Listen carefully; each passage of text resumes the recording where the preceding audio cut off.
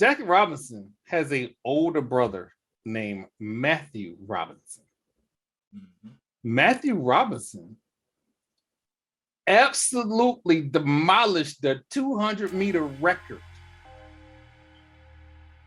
demolished it in the Munich Games in front of Hitler, only to lose to Jesse Owens. MLB has made a conscious effort to acknowledge the importance of Jackie Robinson, and later on in the season, they'll get into Roberto Clemente. And there's a lot of backstory. Like Jackie Robinson has a lot of backstory that a lot of people don't know, and there is and God bless it, and I can't believe I can't remember his name right now. Of course, I'm live and I can't remember his name. There is a great Negro baseball storyteller that passed. He's in the Hall of Fame now, who used to talk about Jackie Robinson when he was in the Negro Leagues. But before we get there, we need to understand where Jackie Robinson came from and why he was chosen.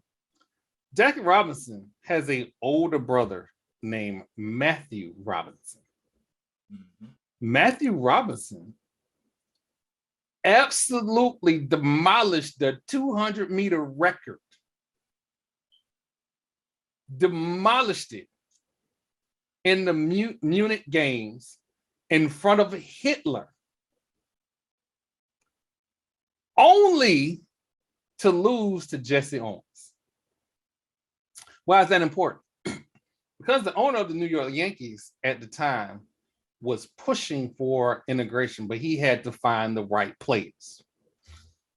So the logical choices at that time was Satchel Paige, the Black Babe Ruth, and Jackie Robinson. The thing that Jackie Robinson had over those other guys was that he had a history on how to deal with white people during an oppressive state on a large stage. He had more. This is 1940s. Yeah. I don't know if y'all realize how far we've come since 1940s. The civil rights movement was in the 60s. So we hadn't even got that far as a country. There wasn't even a board of education versus was it board of education versus Arkansas. So there was none of these historical events. And I tell people this is why sports is important, because as African Americans, the playing field got leveled when we were invited to the game. And once we were seen at the game, we were now humanized. And now it's easier to go, you know what, this is wrong, and this is wrong, and this is wrong. And so Jackie Robinson, the owner of the Yankees, came right to Jackie Robinson and said, hey, listen, thinking about bringing one of the guys from Negro Leagues, one of the guys from the Negro Leagues over, but I need you to understand. They pretty much laughed him out the office. Oh, yeah. But when he talked to Jackie, he said, look, if I bring you in here, I need you to know outside those lines, you can do nothing. You can't swing on nobody. You can't fight nobody. You have to be the perfect gentleman I see now. Is that going to be a problem? Now, put Troy in that situation. I'm sure I'm not going to be in the major leagues longer than a week. Because the first time somebody came at me with them spikes, because them old school spikes is different than the spikes they got now. Oh, yeah. Them old school spikes, we are now hearing Troy on national radio fighting Whitey Ford in the middle of the field. So Jackie had a humongous chip on his shoulder, and he also had a humongous responsibility. Because remember, he wasn't Satchel Paige. He wasn't Josh Gibson. These are arguably the two best players in Negro League history. And they're asking Jackie Robinson, and he's younger, so they're ahead of him. He's younger, but they're asking him to do something that from a talent standpoint, they wasn't even 100% sure he could do. But from I need a man to handle the pressures that nobody else can handle, that's why he was chosen. And so there's this humongous backstory and this humongous history about Jackie Robinson. To be honest with you, I just found out a piece about his brother 3 nights ago watching a documentary on a girl who got arrested by the FBI. I hadn't even known that. See, this is the things they don't teach. Right.